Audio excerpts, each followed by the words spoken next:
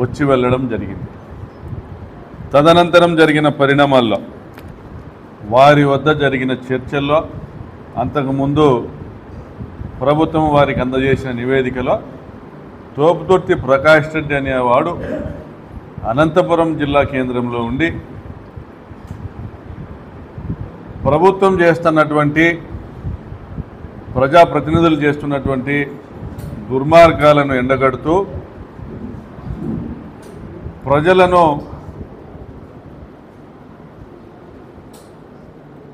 రెచ్చగొడుతున్నాడు అనేటువంటి విధంగా ఒక నివేదిక వాళ్ళకి అందజేయడం జరిగింది.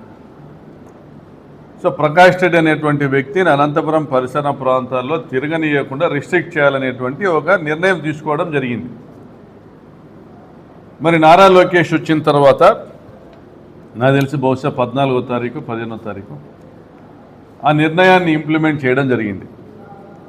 నారా లోకేష్ గారి మౌఖిక ఆదేశాల మేరకు జిల్లా ఎస్పీ గారు తోపుదుర్తి ప్రకాష్ రెడ్డి యొక్క అంగరక్షకులను తొలగించడం జరిగింది. ఏమయ్యా తోపుదుర్తి ప్రకాష్ రెడ్డి చేసిన పాపం ఏమంటే ఈ ప్రాంతంలో రాప్తాడు నియోజకవర్గంలో అనంతపురం చుట్టుపక్కల ప్రాంతంలో ధర్మవరంలో కొన్ని జిల్లాలో ఎక్కడైనా కానీ దుర్మార్గాలు దారుణాలు దౌర్జన్యాలు జరుగుతుంటే ప్రశ్నిస్తూ రావడం, ప్రశ్నించడము, ప్రభుత్వాన్ని నిలదీయడము, బాధితుల పక్షాన నిలబడడం, బలహీనుల పక్షాన నిలబడడం తోపుదుర్తి ప్రకాష్ రెడ్డి కంటకప్రాయంగా మారినాడు ఈ ప్రభుత్వానికి. అయా నారా లోకేష్ గారు, మీరు మొట్టమొదటిసారి మంత్రి అయినారు. మీరు ఈ అవకాశాన్ని సద్వినియోగం చేసుకుని ప్రభుత్వంలోని లోటుపాట్లు గమనిస్తా పరిపాలనలో మీరు చేస్తున్నటువంటి పొరపాట్లను సరిదిద్దుకుంటూ మీ నాయకులు కానీ మీ శాసనసభ్యులు కానీ వారి అనుచరులు కానీ చేస్తున్నటువంటి తప్పులు ప్రజల్ని ఏ విధంగా బాధ పెడతా ఉన్నా ఇబ్బంది పెడతా అనేటువంటి విషయాన్ని గమనించి సవరించుకుంటూ పోతే మీకు భవిష్యత్తు ఉంటుంది. మీ చుట్టూ ఉన్నటువంటి తెలుగుదేశం పార్టీ నాయకులు మీకు భజన చేస్తారు, జిల్లాలో జరుగుతున్నటువంటి అరాచకాల అన్యాయాల విషయం మీకు చెప్పరు. ఎందుకంటే మీ వద్ద వాళ్ళు పదవులు ఆశిస్తారు, తృణమోపనము ఆశిస్తారు. కానీ ప్రతిపక్ష పార్టీగా వైఎస్ఆర్ కాంగ్రెస్ పార్టీకి ఒక బాధ్యత ఉంటుంది. ప్రత్యేకించి రాప్తాడు నియోజకవర్గం అనంతపురం జిల్లా సరిహద్దులో ఉన్నటువంటి నియోజకవర్గంలో శాసనసభ్యుడిగా 5 సంవత్సరాలు పనిచేసిన నాకు ఒక బాధ్యత ఉంటుంది. ఈ ప్రాంత ప్రజలను ఏ విధంగా కాపాడుకోవాలా, ప్రభుత్వము మంచి చేయకపోగా ప్రభుత్వంలోని అధికారులు ప్రజాప్రతినిధుల వల్ల ఈ ప్రాంత ప్రజలు ఏ విధంగా నష్టపోతూ ఉన్నారో గమనిస్తా నోరు మూసుకొని ఉండడానికి లేము. మేము ప్రజా జీవితంలో మా గొంతు ఎత్తుతాం, అవసరమైతే మరింత బిగ్గరగా, అవసరమైతే వీధుల్లోకి వస్తాం, పోరాడతాం. ప్రజల పక్షాన్ని నిలబడటమే మాకు ఒక డెస్టినీ. రాజకీయాల్లో ప్రజా జీవితంలో ఒక లీడర్ అనేవాడి అల్టిమేట్ డెస్టినీ ఏంటంటే ప్రజల పక్షాన పోరాటం. మరి ఈరోజు ఇన్ని విషయాలు ఒక రాప్తాడు నియోజకవర్గం చుట్టూ ఎందుకు ఇలా జరుగుతుంది అనేది మీరు గమనించాలి. నారా లోకేష్ గారికి నేను ఆయన దృష్టికి తీసుకొస్తా ఉన్నా. కురువలింగమయ్య హత్య ఎందుకు జరిగింది? చేసింది ఎవరు? పరిటాల సునీత తమ్ముడు కాదా? ముద్దాయిలు వారి కుటుంబ సభ్యులే కదా.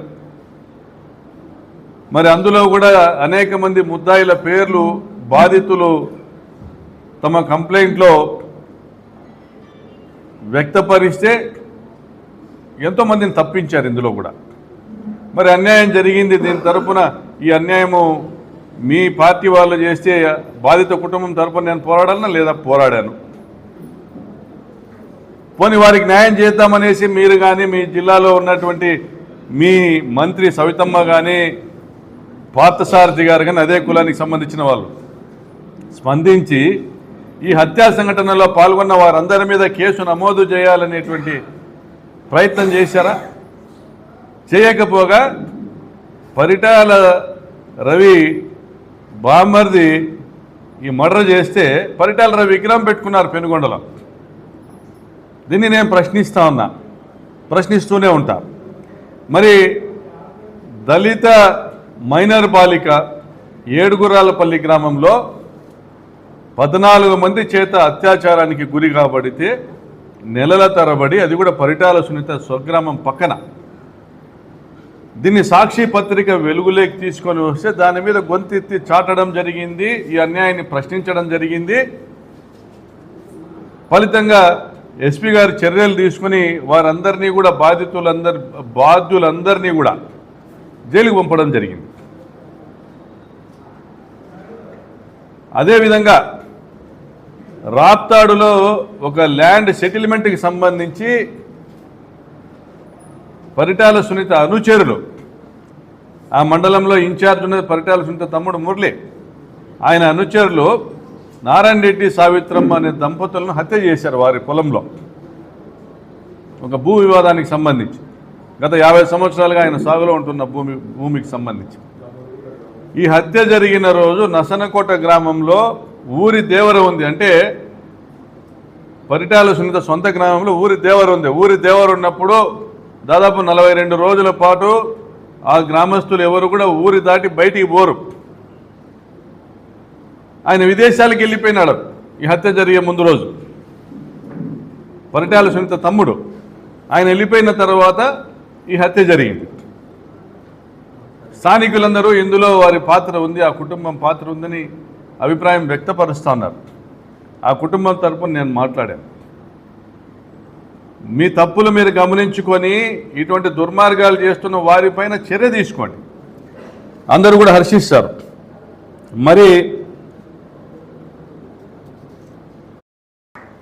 ఒక ఇల్లు కూడా ఇంత దుర్మార్గంగా వ్యవహరిస్తా అంటే స్పందిస్తున్నాం, కడుపుకు అన్నం తింటున్నాం కాబట్టి, విశ్వాసం ఉంది కాబట్టి ప్రజలు ఒకసారి నన్ను ఎన్నుకున్నారని విశ్వాసం ఉంది కాబట్టి. మీకు విశ్వాసం ఉంటే, ప్రజల పట్ల మిమ్మల్ని గెలిపించినారు, ప్రభుత్వం మీకు ఇచ్చినారనే విశ్వాసం ఉంటే స్పందించండి. పాపంపేట విషయంలో మీరు ఇక్కడ జరుగుతున్న అరాచకాన్ని అరికట్టండి. వారు ఎవరో చేపించుకున్న జీపీఏ, రిజిస్టర్డ్ జీపీఏ ఉంది, అది రద్దుపరచండి. 17 ఎకరాలు రిజిస్ట్రేషన్ చేసుకున్నాడు, అవి రద్దుపరిపించండి.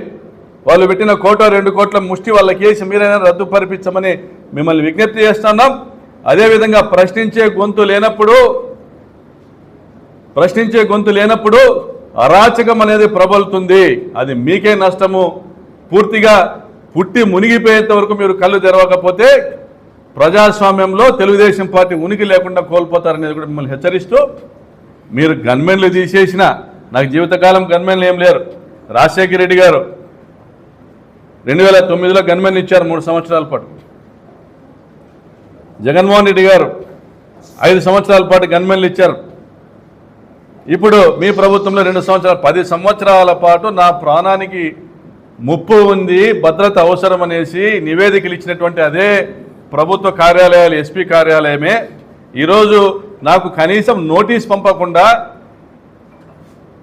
థ్రెట్ పర్సెప్షన్ రిపోర్ట్ పంపకుండా, ఎస్ఆర్సీ తీసుకున్న నిర్ణయం కమ్యూనికేట్ చేయకుండా హుటాహుటిన పాపంపేటలో ఏ రోజైతే ఆక్రమించుకునేదానికి పరిటాల రవి ప్రధాన అంచుడైనటువంటి శరభారెడ్డి, కుమార రామాంజనేయులు అక్కడ పోయి వాళ్ళు ఫెన్సింగ్ వేసేటువంటి ప్రయత్నం చేశారో, ఆ రోజు మా పార్టీ నాయకులు జెడ్పీటీసీ మాదిగా చంద్ర, మా మండల కన్వీనర్ పవను, అదేవిధంగా మా మాదన్న, మా ఎరికల ఈశ్వరయ్య, మా ఎంపీపీ, వీళ్ళందరూ కూడా స్పందించి ప్రజల్ని తీసుకొని పోయి అక్కడ తిరగబడడం వల్ల, బాధితులు తీసుకొని పోయి తిరగబడడం వల్ల వాళ్ళు పలాయనం చిత్తగిచ్చినారు.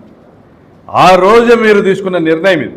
ఇక్కడ 100 కోట్ల దోపిడీ చేసేటువంటి కార్యక్రమానికి ప్రకాష్ రెడ్డి అనేవాడు అడ్డు తగులుతాడు, వాడిని నిర్మూలించైనా కూడా పాపంపేటలో మీరు 100 కోట్లు వసూలు చేయాలనేటువంటి పన్నాగం మీరు పన్నారు కాబట్టి, మీ ప్రభుత్వం పన్నింది కాబట్టి మీరు మా గన్మెన్ సౌకర్యం తొలగించినారని మేము భావిస్తూ ఉన్నాం. అది కూడా కోర్టు సెలవులు ఉన్నాయి కాబట్టి, హైకోర్టు వెకేషన్ ఉంది, ఈ 30 రోజులు భద్రత లేకుండా తిరగలేడు అనేది మీ కుటీల ఆలోచన. అదేవిధంగా హైకోర్టు సెలవు ఉంది కాబట్టి 30 రోజులు ఈ బాధితుల పక్షాన న్యాయాన్ని పోరాడేదానికి అవకాశం ఉండదు, ఇప్పుడే కబ్జా చేయాలనేటువంటి మీ కింద ఉన్నటువంటి మీ నాయకుల కుటీల ఆలోచన. ఇటువంటి దుర్మార్గపు ఆలోచనలు మానుకోండి. మీరు కాకపోతే న్యాయస్థానం ఉంది, న్యాయస్థానం లేకపోతే ప్రజా కోర్టు ఉంది. 2014లో మీరు మా గన్మెన్లు తొలగించినప్పుడు 5 సంవత్సరాల పాటు వందలాది మంది నా చుట్టూ నా ప్రజలు నిలబడినారు. ఈరోజు కూడా నా ప్రజలే నాకు రక్షగా ఉంటారు. రాప్తాడు నియోజకవర్గంలో ఎక్కడ అన్యాయం జరిగినా ప్రశ్నిస్తూనే ఉంటాను. ఖబర్దార్ లోకేష్ బాబు.